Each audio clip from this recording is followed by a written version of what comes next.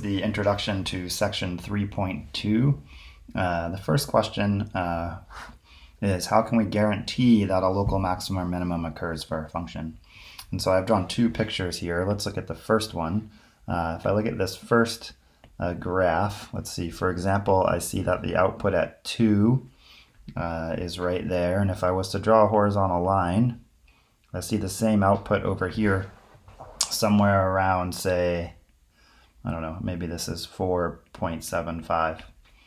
So in this case, I see that f of 2 is equal to f of 4.75, and the function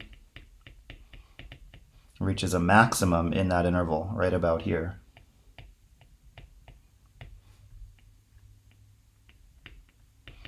In the interval from 2 to 4.75.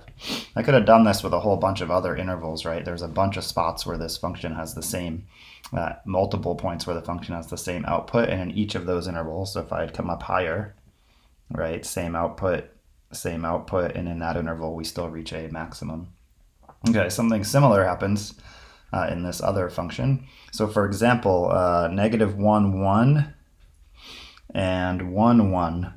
This function seems to go through 1 at both of those places. F of negative 1 equals f of 1. And in that case, what happens, it looks like the function takes on both a minimum and a maximum.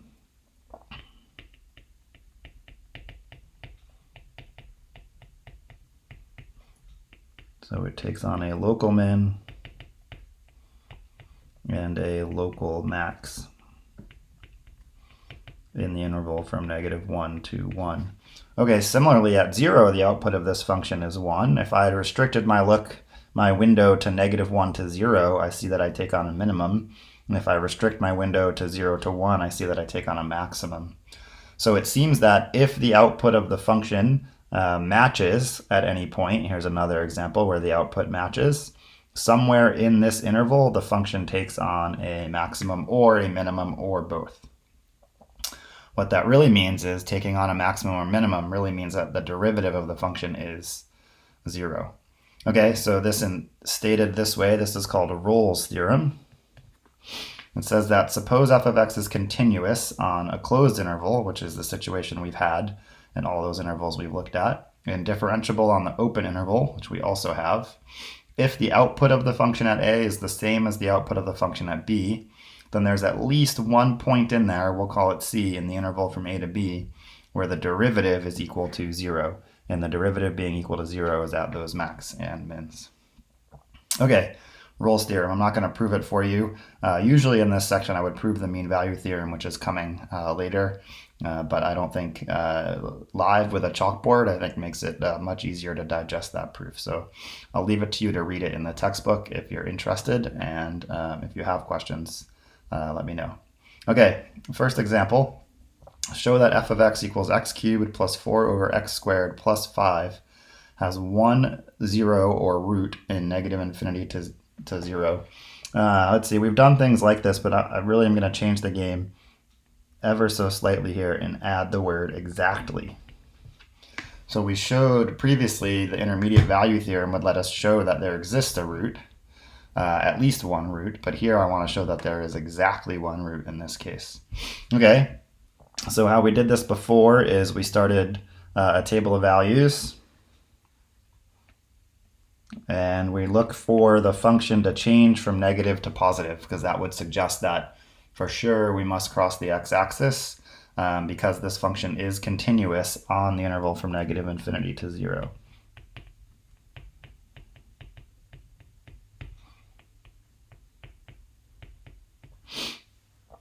Okay, and so it's continuous because the only issue is at 0 in that second term. So let's start. 0 isn't in the domain of this function, but negative 1 is. So if I put negative 1 in, I get negative 1 cubed, which is negative 1 plus 4 plus 5. So it looks like I get positive 8. If I put negative 2 in, I get negative 8 plus 1. So that's negative 7 plus 5 is negative 2. Well, that happened pretty quickly.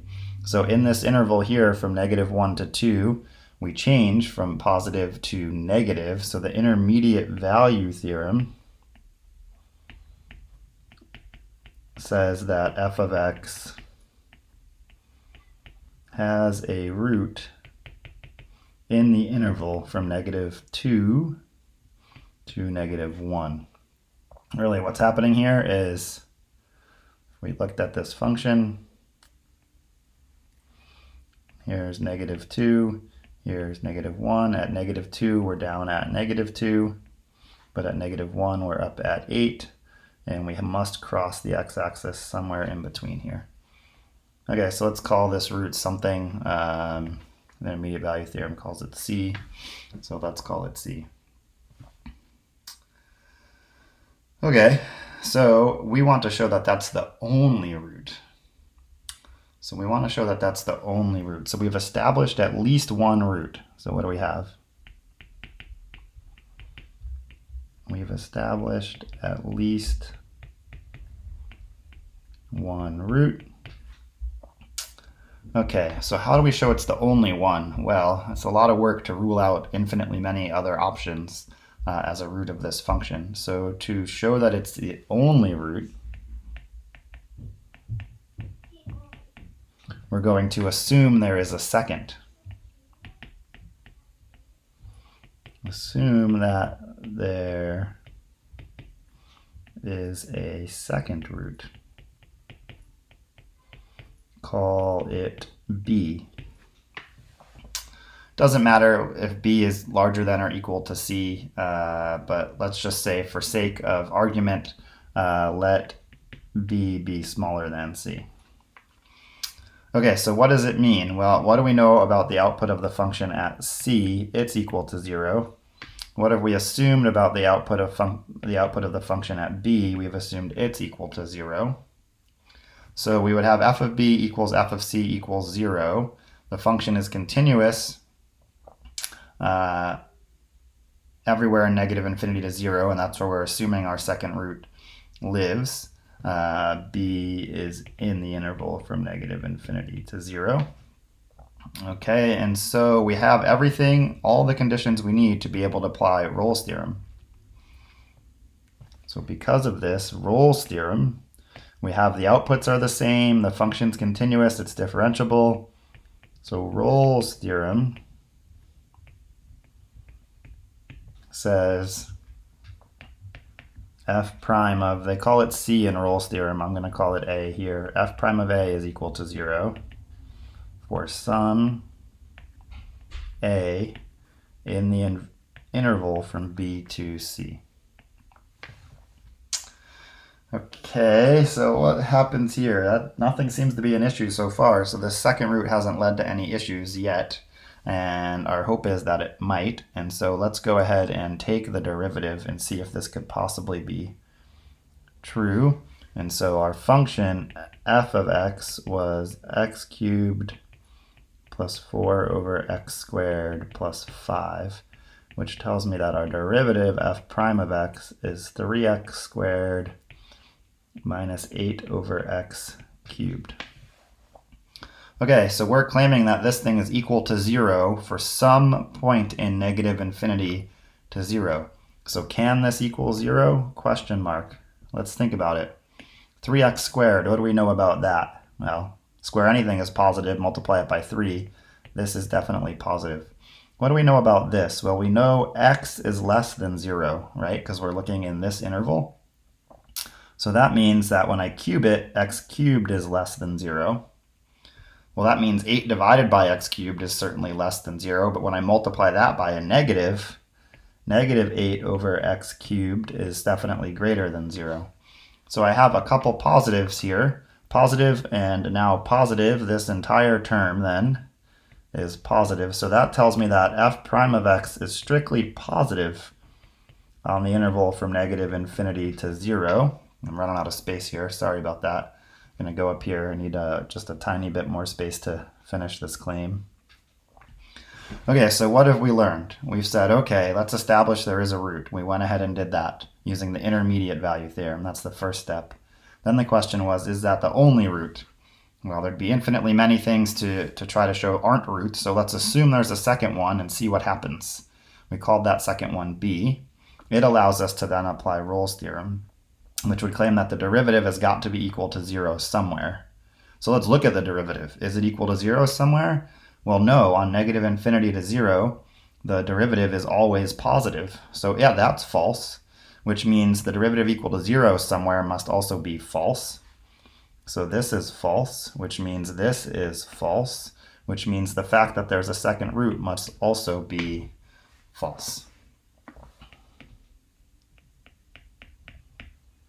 Therefore, b does not exist,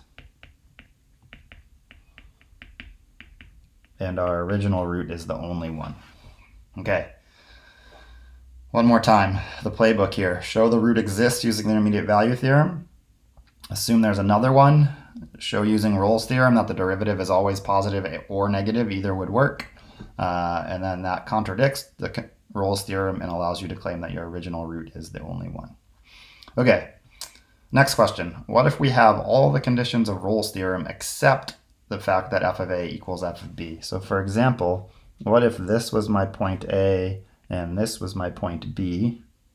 Clearly the output of the function is different at these points, but the function's continuous and differentiable on that interval. So it satisfies Rolle's theorem except the fact that the output is the same. Pretend that line goes through that point. Okay, so there is a secant line to this curve. Okay, so now picture this situation and picture this secant line kind of sliding in this direction. At some point, if you keep sliding that secant line so that it's parallel to itself, at some point it's gonna hit the curve and you're gonna create a tangent line that is parallel to the secant line. So at some point, C, the tangent line is parallel.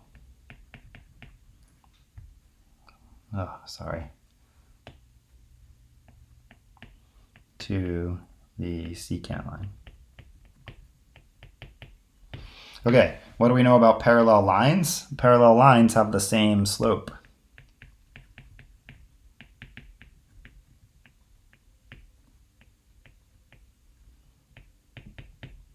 Parallel lines have the same slope. Okay, let's think about this then. What is the slope of this secant line? It goes through the point A, f of A, and the point B, f of B, and the slope of the secant then is just f of B minus f of A, change in y, divided by change in x.